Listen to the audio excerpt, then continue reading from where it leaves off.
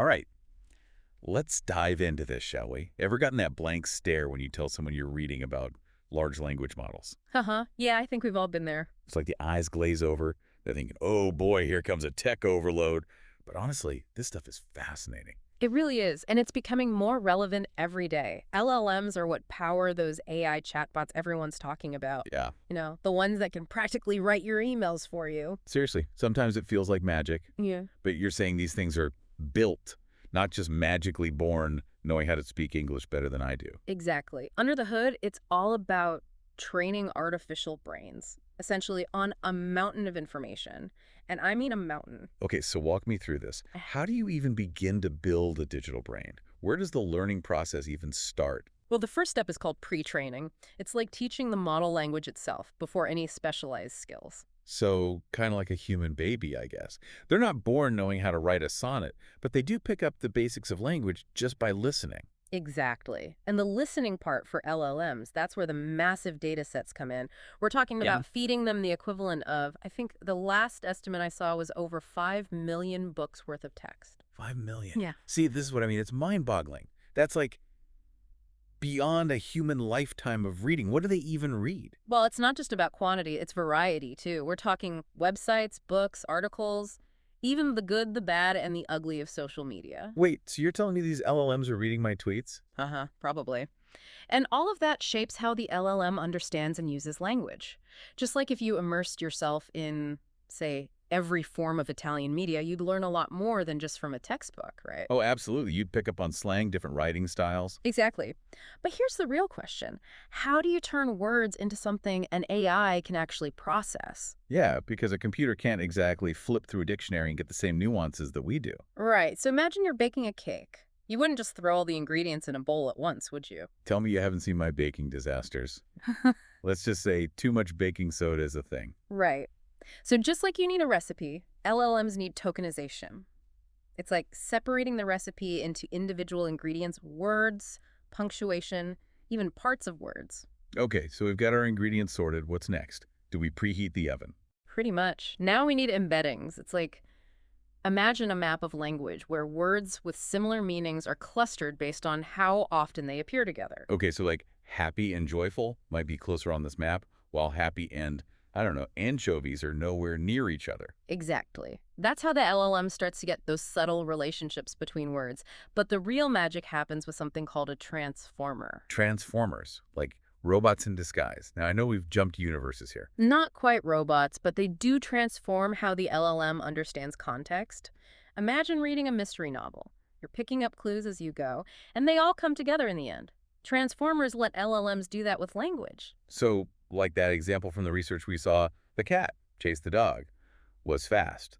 A transformer can figure out that fast refers to the cat, even though those words are separated in the sentence. Exactly. It's understanding the whole web of relationships, not just isolated words. It's pretty incredible when you think about it. It really is. We've gone from mountains of data to a model that can practically understand grammar and context like an English professor. Yeah. So it's like we built this incredible digital brain, right? It's got all this raw language power. Yeah, it's got potential for sure. But it's not very useful yet, is it? Like Yeah. you can't write a legal contract or anything. Right. That's where we move from general language understanding to specialized skills, which is called fine-tuning. Okay, so how do you fine-tune something like this? Do you just start showing it a bunch of legal contracts if you want it to be a lawyer bot? You're on the right track. It's kind of like, remember that massive library we talked about? Imagine adding a whole new section dedicated to law books. That's basically what domain-specific training is. So more data, but with a focus this time. Exactly. We did talk about variety being important earlier. Well, now it's about feeding the LLM even more data, but targeted to a specific field. So if we wanted it to write poetry, we'd swap the law books for, I don't know, the complete works of Shakespeare. Exactly. But it gets even more interesting. There's another approach called prompt engineering, which is kind of like instead of retraining it on a whole new data set, it's like giving the LLM a set of clever instructions. Oh, so instead of making it read every poetry book ever, we're teaching it to channel its inner Shakespeare. Haha. In a way. We can guide the LLM to generate different creative text formats, translate languages, answer your questions in an informative way, even rate different kinds of creative content, all by crafting the right prompts. That's amazing. So we could take the same basic LLM and with like the right fine-tuning, have one version drafting legal documents, another one writing catchy advertising copy, Oh, yeah. and another one writing song lyrics. Absolutely. That's the beauty of it. We can take this incredibly powerful general purpose language model and mold it to fit what we need. It's kind of mind-blowing. But there's got to be challenges with this fine-tuning process, right? We're, It can't be as simple as like just feeding it more data or writing a clever prompt. you're right. It's a real balancing act. On the one hand, you want the model to be, highly specialized, right? To Mm. perform amazingly well in its lane. But you also don't want to over specialize it to the point where it becomes like a one-trick pony. So it's like you can train for a marathon, get really good at that one distance, but then Yeah. if you neglect other types of running, you might not be a very well-rounded runner. Exactly. It's finding that sweet spot. Enough fine-tuning to make it an expert, but not so much that it can't adapt to new things. It's a lot to wrap your head around, isn't it? Like all the potential applications, it's amazing. Yeah. But then I start thinking about the practical side of things. And Yeah, the how of it all. exactly, like we talk about artificial brains, but we all know these things are running on servers somewhere. Right. It's not magic, even if it feels like it sometimes. So what are we talking about resource-wise?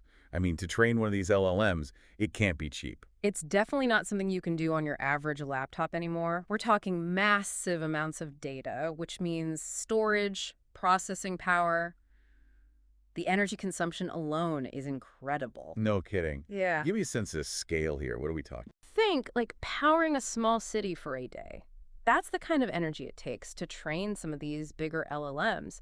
And that's not even considering the data costs, the infrastructure, the teams of people involved in building and refining these models. Wow. Okay, yeah, that puts in perspective. Mm. Not exactly something you can just whip up in your basement. Not unless your basement houses a supercomputer. And Yeah. even then, it raises questions, right? About access, about who gets to shape the future of this tech. That's a really important point because like any powerful tool, it matters who's holding it. Exactly. And as these models get more sophisticated, more capable, those questions only become more critical. We're really just scratching the surface here, and we need to think about the broader implications.